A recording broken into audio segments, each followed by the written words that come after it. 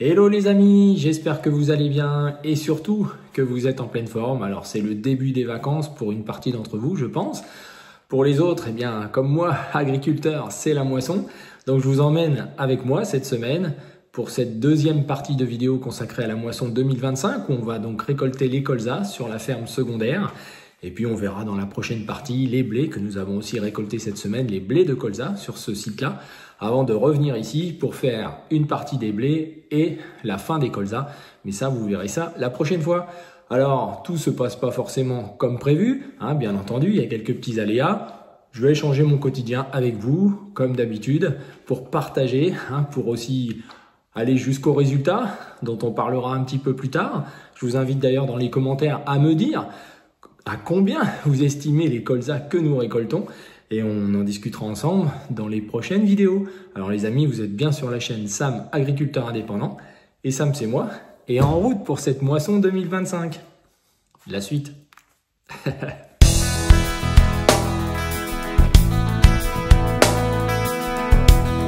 Bon ben on est le mardi 1er juillet, donc cette fois on réattaque pour les colzas sur la deuxième ferme. Donc on n'a plus de questions à se poser, ça devrait être mûr, ça devrait bien se passer. Donc voilà, il est 7 h du matin, et ben on va y aller, hein, parce qu'aujourd'hui on est en vigilance rouge. Donc il va faire chaud, mais pour les colzas, ça va bien se passer. Allez, c'est parti!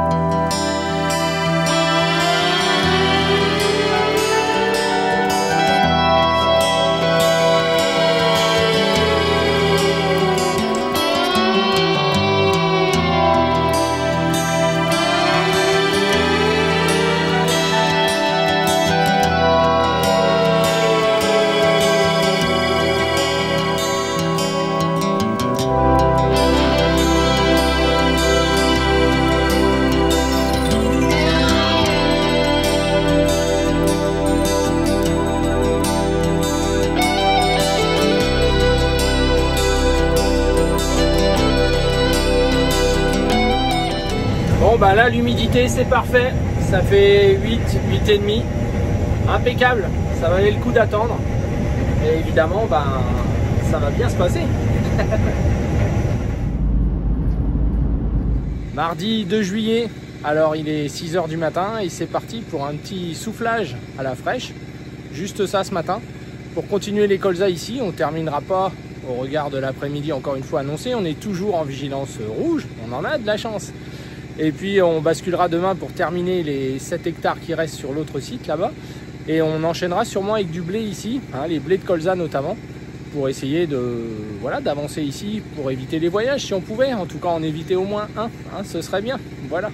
Et puis après on ira faire les colzas et les blés de colza aussi, au site principal. Mais on n'est pas encore là, hein, donc c'est parti.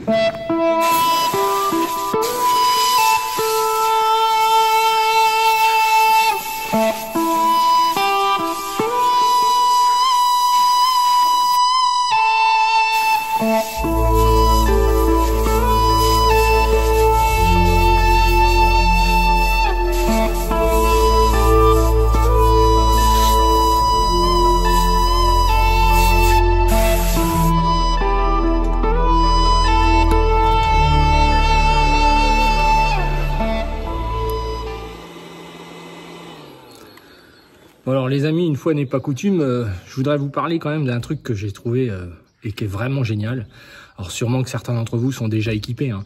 Mais moi j'ai essayé pas mal de choses, des masques en papier, des masques phyto avec un système pour la poussière, qui couvrait que la moitié du visage, je mettais un bonnet, je mettais une capuche, une casquette, j'ai tout essayé.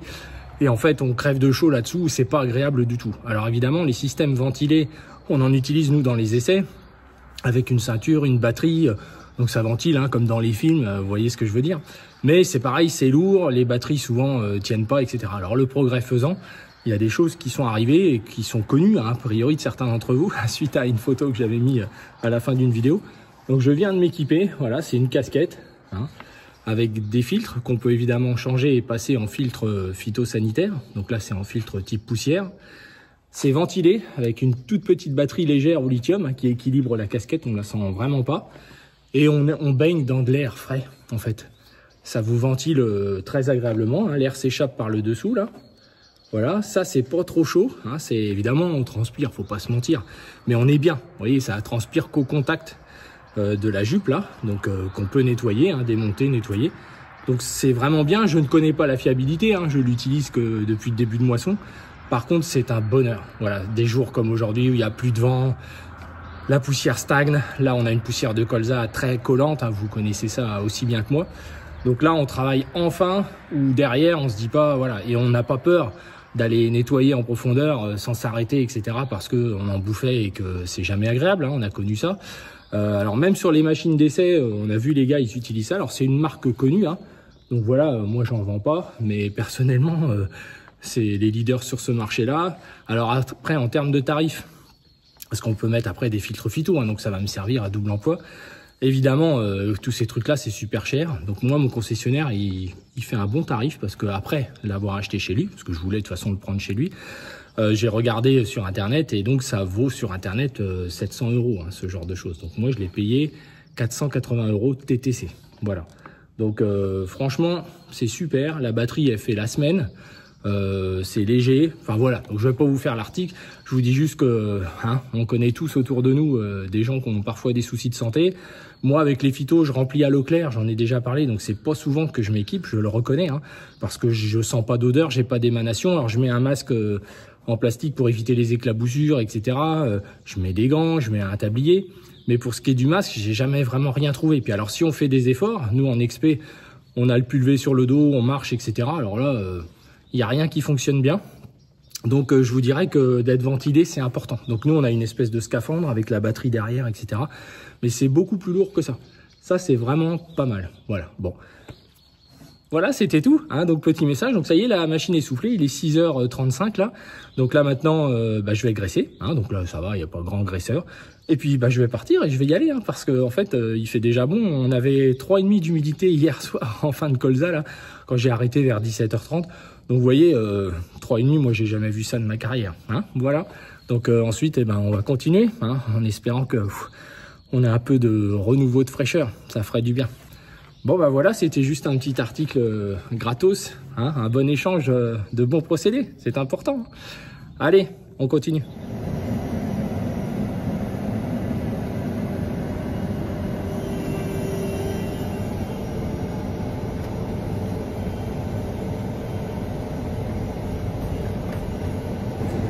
Allez, 7h du matin, donc c'est parti, je vais atteler la coupe dans le champ que j'ai laissé hier soir. Et puis on attaque, incroyable hein.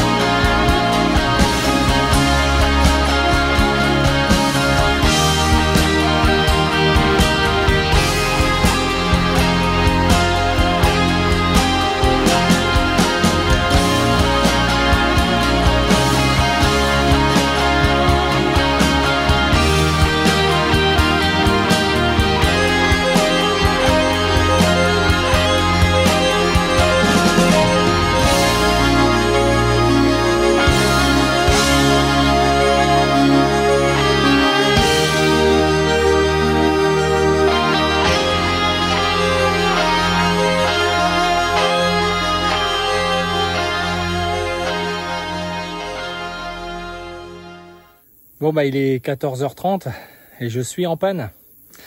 Ma trémie ne veut plus s'ouvrir. On vient de changer de site pour finir le dernier champ sur la deuxième ferme. Et en fait, elle m'a fait cette alerte l'année dernière. C'est un vérin électrique qui a été changé en année de garantie.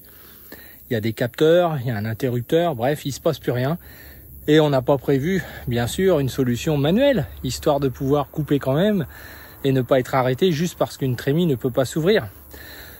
Des choses qui n'arrivaient jamais par le passé sur ce type de machine, mais on sent que les mécanos ne sont pas surpris. Donc c'est des histoires de qualité de composants, de capteurs d'ailleurs dont ils sont en rupture et qui n'auront que demain parce que tellement ils en ont changé.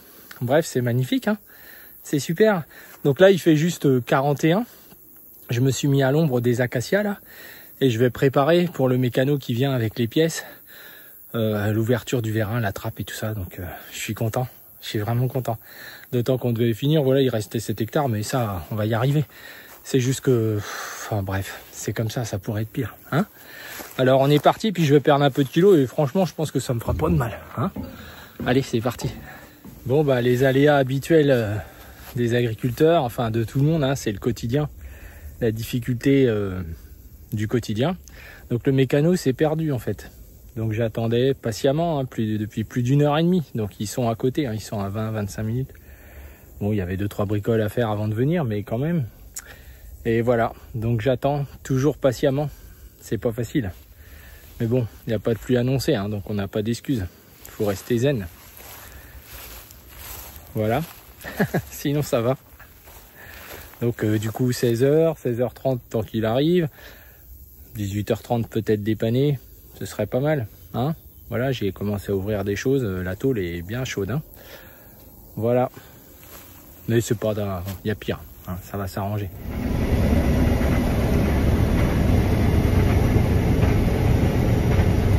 Bon bah ça y est, c'est reparti. J'espère avant les orages, puisque sur la ferme principale, là il est tombé de la grêle, pas méchant, mais pluie et grêle. Un petit orage, voilà, donc la moisson est arrêtée là-bas, donc c'est bien qu'on soit ici. Mais là ça ventile sérieux, mais c'est pas très noir, tout, donc ça devrait aller. Donc c'était un capteur, un petit capteur de proximité, vous savez, les petits électro-aimants là. Et a priori c'est pas le premier, donc j'en ai commandé un de plus pour me dépanner. Et on a pris celui des tables pour se dépanner, puisqu'il n'y en avait pas en stock, tellement ils en changent. Voilà. Donc eh bien la tôle est chaude, hein, je peux vous dire. Enfin bon, c'est parti, c'est déjà ça. Si on peut finir ces 6 hectares et demi là, ce serait bien. Et après on redéménage tout jusqu'au hangar de la ferme secondaire pour transformer ça en blé pour demain matin, de bonne heure, souffler tout ça et être prêt, s'il n'a pas plu, à couper du blé ici, des blés de colza sur ce site là. Allez, c'est parti, on continue.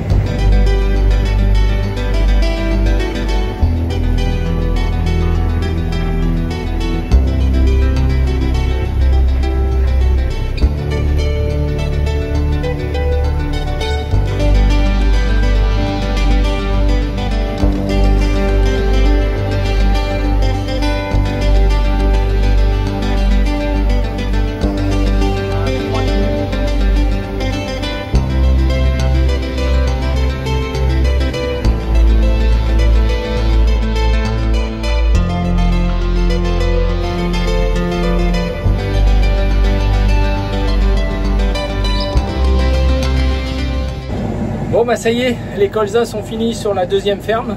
On rapatrie tout ça à la ferme. Demain matin à 6 h, je souffle toute la machine et on la transforme gentiment, hein, facilement en blé. Et puis on vient ici à nouveau, où il y a un site où il y a 27 hectares de blé.